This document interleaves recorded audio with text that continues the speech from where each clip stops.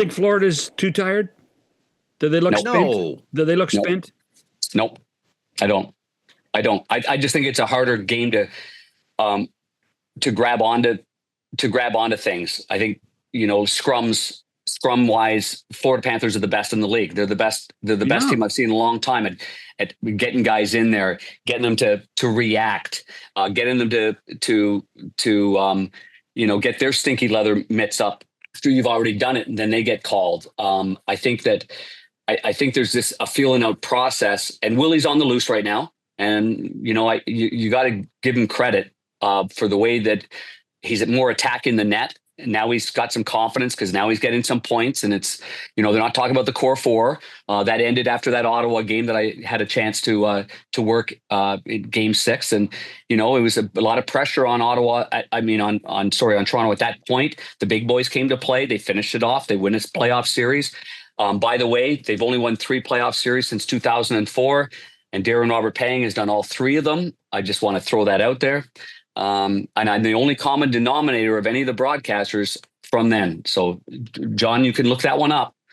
Bob Cole, Harry Neal, 04. Jill, I think Craig Simpson and CC, maybe in 23. And then again, on this one, it was not them. Yes, it was. So they're on 2 of them. And I was in, me and Steve Levy in 04. Me and Brendan Burke in 23, and me and Brendan Burke in 25. There you go, big guy. There's a number for you. You're the common link. But going back to it, so now they got, they're away from that, all the core four. They're not producing, whatever you want to throw at them. But to have your second goalie come in, and I'm a big Joseph Wall fan. But you've known Joseph from St. Louis for a long time. Like the way he plays structurally, technically. I'm just a big fan. I thought they were going to start with him until later in the season. All of a sudden, Stolarz was taking it over, and it was quite clear they're going to go to Anthony Stolarz. So, but now you need a 2-headed monster. You have to have 2 guys that are good. Edmonton's got something good going right now. I would say even the quality of the 2 from Toronto. Mm-hmm. If you throw Stolarz and Wall together, and you throw Skinner and Pickard, I think the caliber of both of them in Toronto is higher for me.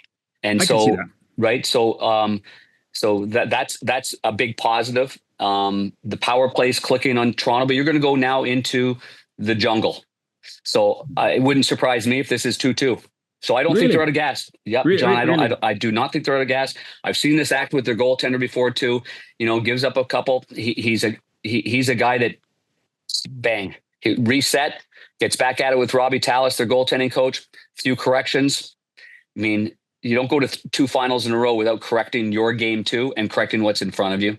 So that's why I think that this could be tied up at 2 going back to Toronto.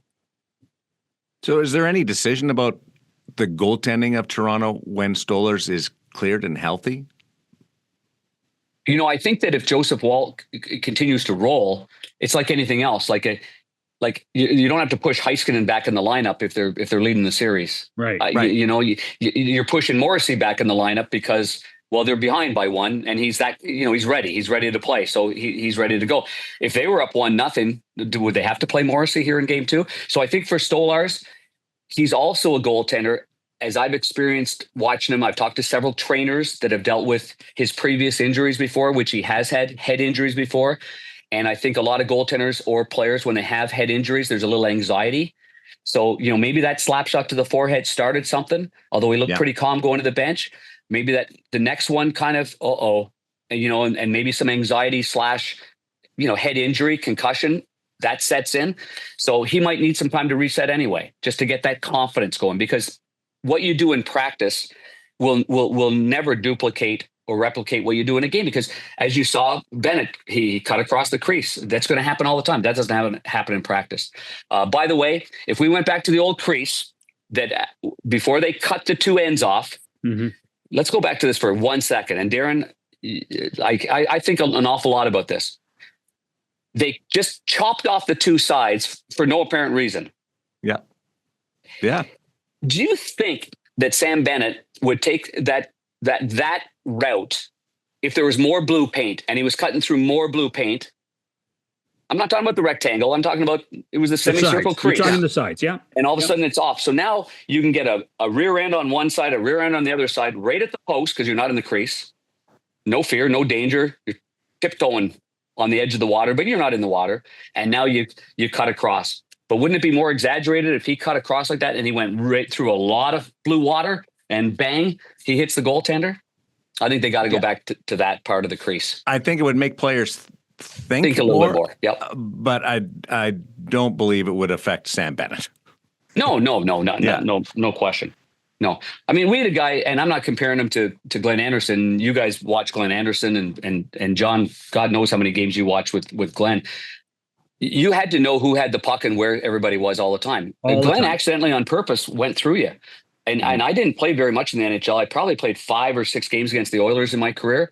I probably got knocked into the net 4 times, and the same guy was there the whole time. Yeah. It was Andy, and it was like, but you had to know, like he's coming, and he's coming hard, and it's going to be accidentally on purpose. He's going to lose a glove, and everything's going to be okay on his end. But I'm going to get knocked into the net. The puck went in first, so it didn't matter. Yeah, exactly. It probably did. Yeah.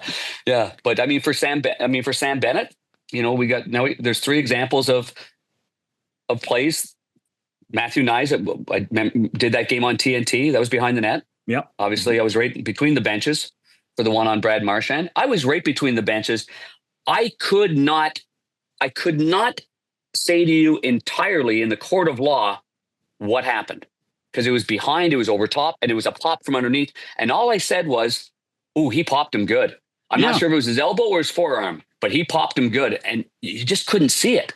So it's hard to get the data on all that stuff. But I didn't think it was that egregious of an extension or this physical blow. Oh my God, he knocked him right out. I watched it 100 times. I'm like, is that what knocked him out? So. But at the end of the day, if Stolarz, and I'm sure he'll come back at some point, that'll be a part where, does he tippy-toe through those situations, or is he confident to go cover a puck up when there's going to be traffic?